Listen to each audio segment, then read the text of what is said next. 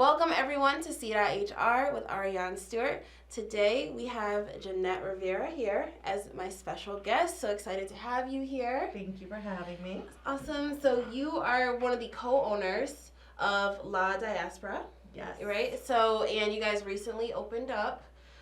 You and your business partner and Johnny, right? Johnny Miranda and I, yes, are co-owners of Diaspora. Yes. Awesome. So we're going to talk today about what you all have planned, how you came about owning the business, and just sharing it with the public. So first, tell us a little bit about yourself and some of the things you were working on that led you to open up this new spot. So last year, I had a little life change.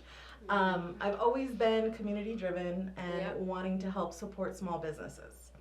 Especially businesses of color. I actually, last February for Black History Month was really amplifying and trying to actually highlight the lack of Black-owned businesses in Chicopee. So from then, I wanted to actually start a business called the Wandering Society and host conversations in Black and brown businesses. Yeah. And you went to one. I did go to one about love languages, and it was phenomenal. It was I had a blast doing it. So, I felt we as people are always connected, right? Via social media, but we don't often just sit down and have real conversations. Right. Especially with people who aren't our besties, people who are in our inner circle. Yeah. So often, we can be in our heads and we can be in our own little crowd and clique, right? Exactly. And get sucked into that bubble. So I think it's important to expand our own personal growth and visions by exploring others and what they have in mind. So anyways, I was going to start this business. Decided before I hit the ground running, I was going to take a trip, just a solo trip myself, fly to Las Vegas, rent a camper van, go see the Grand Canyon, never been, thought it would be magical, go to Sedona, and then come home and get right to the grind, right? Booked the trip, phenomenal time. On the way back, I'm starting to hear these whispers about this coronavirus. Something's up. I'm hearing airports shutting down. Yes, it was crazy. My mom was calling me where are you? Do you have a mask? They're saying people should wear masks now. Oh, right. You might not be able to fly. Literally, airports are shutting down. Yeah. Vegas was shutting down the casinos. So I'm like, this must be serious. They're closing the casino. Listen. It must be serious. They make that money no matter what. Yeah, exactly. So I'm in the plane and I fly back. About to fly back. We're actually grounded for about an hour, and the pilot is freaking out in the overhead because the control tower is shut down, and he is literally verbally vomiting all his anxiety to the whole plane. And I just remember sitting there laughing, going, "Oh my gosh, this is it! All right, I'm already on the plane. Yeah, I'm gonna be stuck in Nevada or whatever. It is what it is." So, fly back. Needless to say, was not gonna be wandering in no businesses. Yeah, exactly. Anytime soon. So I ended up focusing my efforts on political campaigns, which is another side of me. So I was a political director for Adam Gomez's state Senate campaign, and shout out to Adam. Shout out to Senator Gomez. And just focused on that. And then Johnny came to me. We have always been partners in our activism and also community engagement. He came to me with a brilliant idea of opening an art collaborative. He was like, found a beautiful space. We can get local artists, amplify their work. I'm like, ding, small business support, BIPOC support, checking all the boxes. Right. Be a community hub. As organizers and just planners, it's often hard to find spaces to even just plan in. So to be able to have a space was amazing. So we decided to open up La Diaspora. And this all came about really in the winter time. And we went full force January 1st, setting up the place, remodeling, Looks completely different. We had a vision of mobile walls. So we really, because the space itself is 500 square feet, and we know with the amount of events and just like the vision of how we wanted to host the community in many different ways, we needed it to be adaptable. And so we built mobile walls. And awesome. I tell everybody that comes in there, it may not look the same the next time you come in, because it literally changes. You can change it up however you need to change it up. Yeah, that's so awesome. During the day, it's like a retail store. So it's an art consignment shop where we have, now we have 7 members. We started with 5 members from the Puerto Rican diaspora, hence the name. Yep. So now we have 2 additional members, and from the Polish diaspora and the African diaspora. So we're expanding. So we're not just Puerto Ricans in this space, and hence not because of our name too, but and our name's another thing. We can get into the name too. So we decided La Diaspora because to represent the 5 founding members. And to educate people about, not everyone here has like an inherent birthright feeling to this place. Unless you're native, you really shouldn't. And really to honor the diaspora and the many identities within it. Can you share with everybody watching what diaspora means? So diaspora means basically like displaced people from their homelands. So people who have moved from the original continent or country that they identify in. So when people talk about the African diaspora, they come from Africa. Puerto Rican diaspora from the island of Borinquen, which I refer to. And Polish diaspora from Poland. And they actually, kicking myself, I cannot remember the name. They actually have their own name for diaspora, and it's in Polish? So cool. It is a term used in many other languages. In many countries and stuff too. That's awesome. And then, so for the members that you do have right now, can you share with us like what it means to be a member?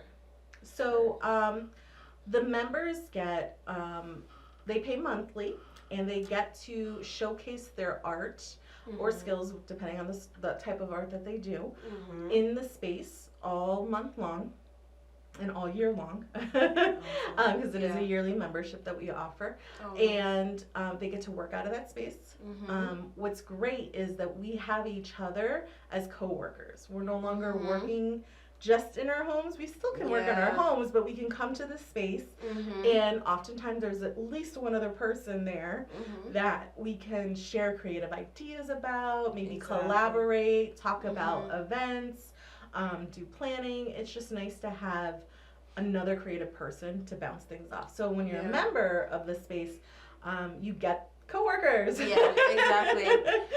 a great, I love the way you're putting it too, because it's like we went from always being in spaces together to through COVID, and we're doing things, everybody's doing stuff from home. And I feel like a lot of people said that it would never go back to doing stuff in person, but I think after the year went by, people realized like it's not very, there's no engagement when you're at home. It's like it can get very boring, and like I'm sure for people with children it can be like get me out of here. Active, but also like, we're social beings, all right? Yeah, exactly. So being at home, we're socializing digitally, which is fine, which is great, but we know, and science proves, that it can be exhausting. Mentally and physically exhausting to sit stationary in one position and to have a virtual screen when you're talking to someone. So to actually have a space that you can move around in physically and talk with people, and because it's a shop, people come in all the time, so we get to meet new people all the time. So starting to slowly build that social capacity. I love it. And then you were talking about before too that you're gonna have like a digital side. So there's some projects in the work. Okay. We do have a digital artist in our collaborative. Oh wait, we're not supposed to say that. Some eyes. We do have a digital artist because we consider, artists to be many things, right? Like the art takes many forms. Charles LeBoy is our digital creative. Nice. Okay. And he does gaming content. He's going to be doing workshops to teach folks different things who might want to learn how to use TikTok or, you know, what Hive is, things that I don't really know about. He does. I know. I've heard of that in certain contexts, so now I'm really thinking, like, what does it mean? Right. So, like, he knows. So give it to someone that really knows is passionate about it. Yeah. And he's a member, and he also loves working with children. So he hosts, and this is not for kids, because I've been told this multiple times, and I know it's a fact, Pokemon training and gaming nights. So adults and children alike can stop by Tuesdays from 6 to 9 and just have that social aspect that we talked about. You know, like, you can sit on your Switch and play, but at least you have someone across from you that you can hear live playing against you. You can build those connects, so when you go home, you have a new player to play with that you actually know in person. Exactly. Yeah. It was funny. Somebody was here just the other day. They were talking about how they've been playing PlayStation with someone, like a group of guys, for like 8 years, and they just met for the first time the other day. I was just like, that's awesome, but geez, you guys should have like linked us. No, but you know, it does happen. Culture. Yeah. It happens easily, yeah. So the fact that you guys are creating a space where you can do that, like, in person and actually, like, meet people. And I think kids right now especially need that, because, you know, they lost a whole year of learning how to socialize and develop in that way. So I feel like having space like that is... It's going to help with their anxiety and just help to slowly integrate them. Yeah. Because the goal is, you know, classes next school year. Exactly. And they lived through a lot of trauma this past year. Oh, yeah. You know, the fear, they may have lost loved ones, and, you know, their parents may have been struggling, and they may have seen that, and we know, because we've been children, and even as adults, we can internalize those things. So just having a space that maybe they feel safe and protected, and and I would much rather get back into the groove through Pokemon Go than school. So, like, all the Pokemon stuff. So I think that's a good point, that what you're bringing up about what they went through too, because I feel like with us, we were young when like the 2008 like recession was happening, and that was like something that really impacted, I feel like, our generation, and I feel like this is something that greatly impacted their generation. So we all need to be like paying attention to the young people in our lives, make sure they're good and checking in. So if people want to learn more about how to get connected with La Diaspora, how can they go about doing that? So they can visit our website, shopladiaspora.com. So that's shop LADIASPORA. We'll put it in the comments too for you guys. Perfect. They can stop by 234 Exchange Street in Chicopee. Our shop is located there. Facebook, La Diaspora Chicopee. Instagram, we're on Twitter. I'll give you all my handles if you're going to post things. You can write it all down. For sure. And then you guys, do you have a website for the business too? Or is the Shop La Diaspora. Oh, that's the one. That's the website. Okay, perfect. Yes. Perfect. And with everything that you all are doing, what is your goal? Like, what's the vision for the business? So the vision is to amplify entrepreneurs of color and immigrant communities as well, and just really empower them and help them through the process of entrepreneurship. So these are all small businesses. When I say artists, they have their brand. They have things that they've been trying to establish. So this is an addition. This is more exposure for them. This is them having their storefront without having to pay thousands of dollars to have one, to have it. It's to give them some exposure. So that's one thing. We really want to help amplify. The dream would be for these members to be so successful that they can open up their own shop in some place, and so we can integrate new members in the shop. And secondly, to be a really safe and vibrant community hub. So I wanted I wanted to create a space where people knew what to find when they got there and felt comfortable and safe. Something I never had as a child. And even as an adult, like, you know, as adults, they just filter us into bars. Like, just go to the bar, whatever. But, like, to have a place where you can go painting at night with your friends. or rent out. You can just rent out for an hour if you want to do your own thing, and have a book club. Right. Because libraries are so in high demand and they're hard to book. We really just wanted to have a space where people can just make it their own. Yeah, and I love the location too, because you guys are on Exchange Street, and I know we were talking about the Exchange Street stations over there, which is like a really fun club. Hopefully they're opening up again soon. So that brings people over to that area. And we have the herbarium right next door too. That has some great healthy alternatives and vitamins nice. As well. Awesome. We have a farmer's market on Thursdays on the center with walking distance, a Munich house. Like, the center is a great place to walk around in the summertime. Yeah, do you feel like everyone's been kind of like collaborative with La Diaspora coming in? Yeah, so we definitely feel welcomed by the small business community that the center has. Yeah. So Johnny and I have actually been engaged with the business community a lot via the cultural council, because we're on the council as well. Yeah. And so having a business, people were like, finally, like, finally you can be part of the chamber and be part of, like, you know, the business is here and we can visit you. Yeah, no, that's awesome. Having that support. Can you tell us a little bit about, I know you said that you were in the political with Senator Adam Gomez, and you've done different stuff like that. What else were you doing that kind of helped you build yourself and position yourself to the point where you were able to open up this new business? What have I?